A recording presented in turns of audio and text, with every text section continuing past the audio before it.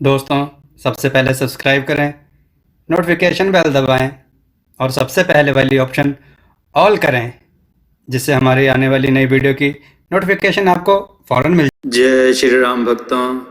दोस्तों, ये कथा बहुत ही सुंदर है। आज की कथा है भोला किसान। आइए कथा श्रवण करें। बहुत समय पहले की बात है। बहुत ही समृद्ध नगर था। उसमें एक छोटा सा गांव था। उसी गांव में दो आदमी रहते थे। उनमें से एक तो बहुत बड़ा चोर था। वह चोरी करने में बहुत होशियार था। और दूसरा एक किसान था। उसे चोरी करना बिल्कुल भी नहीं आता था। वह केवल खेती करके ही अपना पेट पालता था। एक बार उसने देखा कि केवल खेती से उसका गुजारा नहीं हो पाता था और चोर के पास तो हमेशा ही खूब सारा पैसा दिखाई देता था। यह देखकर उसने सोचा कि चोर के पास चलकर उससे चोरी के बारे में कुछ सीख लिया जाए।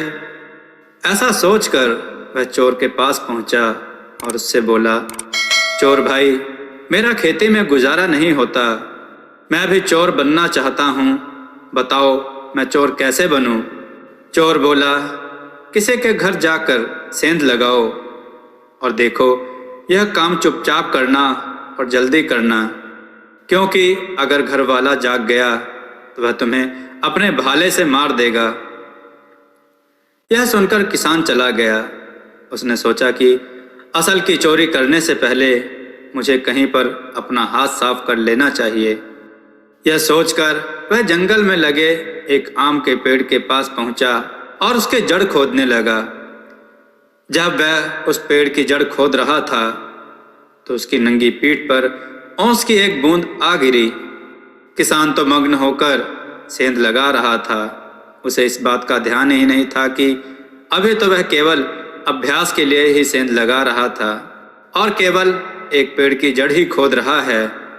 सो ओस की बूंद पीठ पर पड़ते ही उसके दिमाग में आया कि घर वाला जाग गया है और उसने उसको अपने भाले से मारा है। बस वह चिल्लाता हुआ घर भागा कि उसने मुझे अपने भाले से मार डाला रे, उसने मुझे अपने भाले से मार डाला रे। घर आकर वह बहुत दुखी हुआ कि पहली ही कोशिश में ही वह नाकामयाब हो गया।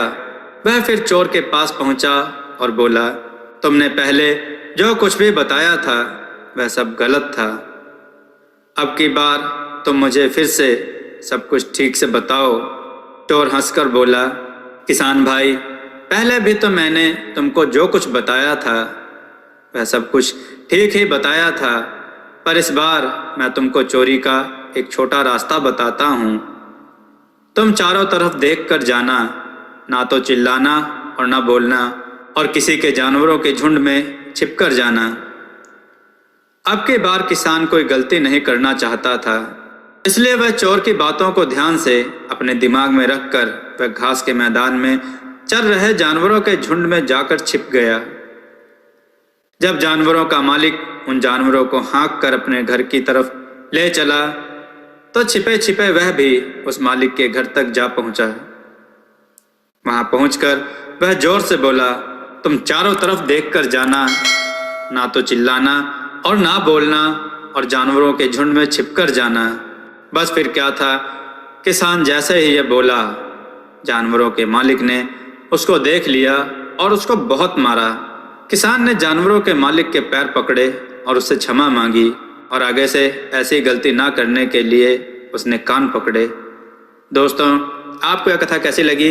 अपने विचार और सुझाव कमेंट में ज़रूर दें। हमारी कथाओं को लाइक करें, हमारे चैनल को सब्सक्राइब करना ना भूलें।